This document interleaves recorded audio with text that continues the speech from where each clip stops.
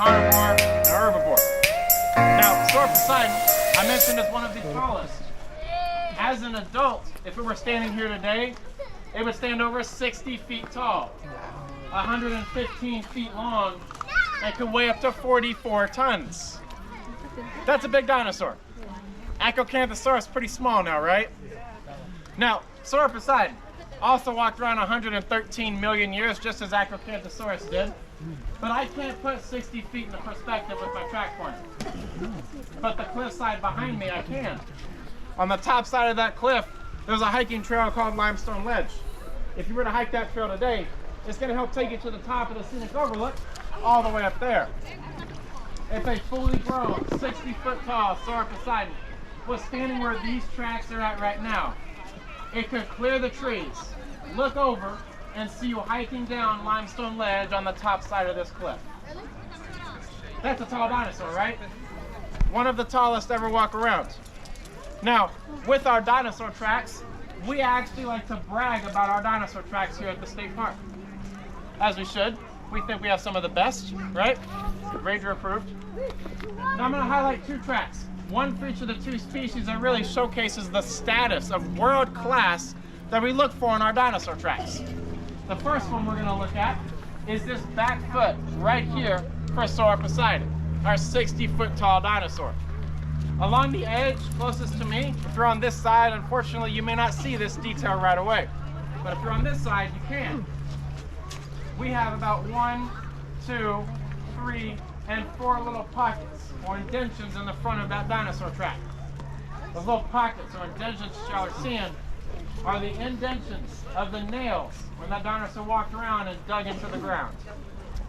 That's pretty rare. You get that much detail on a dinosaur track. Being able to see the nail prints it left behind. Second reason, how many of y'all have a dog? I do. I have 2. Right? That has nothing to do with the dinosaurs when I ask that question, right? But it does connect back together that on a dog, most species have a little claw on the inside part of their front leg called a dew claw. So did Acrocanthosaurus. Now this dinosaur not only had the front 3 claws you see on the majority of tracks, but that side dew claw as well.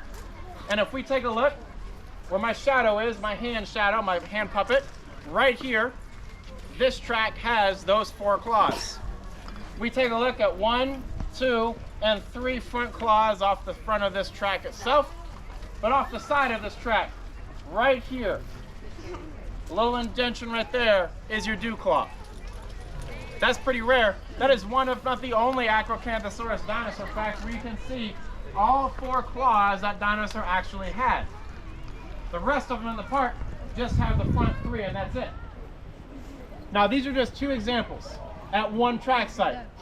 There are over 10 different track sites in the park, each with their own example of world class, such as I just showed you right here. Details, unique features of the tracks itself. And when we add all of those examples together from all the different track sites, Dinosaur Valley State Park is actually designated as a National Natural Landmark by the National Park Service because of what I just showed you.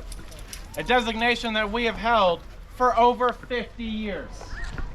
Pretty hard to get, pretty hard to keep, and we like to think we have some of the best. Now the next part of this program I like to do is 113 million years to present day in about 15-16 minutes. A lot of time period to cover. But we're going to go all the way back to when these dinosaurs actually walked around. And if you were sitting and standing exactly where you are today, do you think that you would still be in a riverbed like you are right now? Oh. Most of y'all say no. Absolutely right. It's not a river. These cliffs, hills, rocks, all of this didn't exist. Now there was water, but not fresh water. Off this direction, towards the city of Glen, we had one of the largest bodies of water that we still have on the earth today. I like to say that as of right now, you're sitting and standing on 113 million year old beachfront property. This was a beach, a shallow inland sea to be specific. Now, even though this was a beach, it may not be your first choice to want to go on a vacation. It's probably not your first option like we see today on the Gulf Coast. Nice clear sands, nice clear water. This is a muddy, swampy, and marshy environment. How many of y'all have ever stepped in the mud, sank down, and the mud tried to suck your shoe off your foot? I did right now. It's a pretty fun time, right? Probably a brief moment of panic, right? Now, you notice when you dig your shoe out of the mud, it holds its shape extremely well. It doesn't get filled back in very easily. Held their shape as they walked in this mud. Allowed those imprints these dinosaurs left behind to hold that unique detail that we see today, because the mud held its shape extremely well, just like we see now. Now, we're on a coastline. Waves come in and out, fill in these tracks over time, and bury them with less dense layers of mud and sediment. Over the course of millions and millions of years, the weight from all those layers compacted down and hardened into rock, specifically limestone, which is what you see today in the park. Over the course of more millions and millions of years, when uplift occurred, creating a lot of the mountains, the cliffs, the hills, and the valleys, such as this, that we see today, and a lot of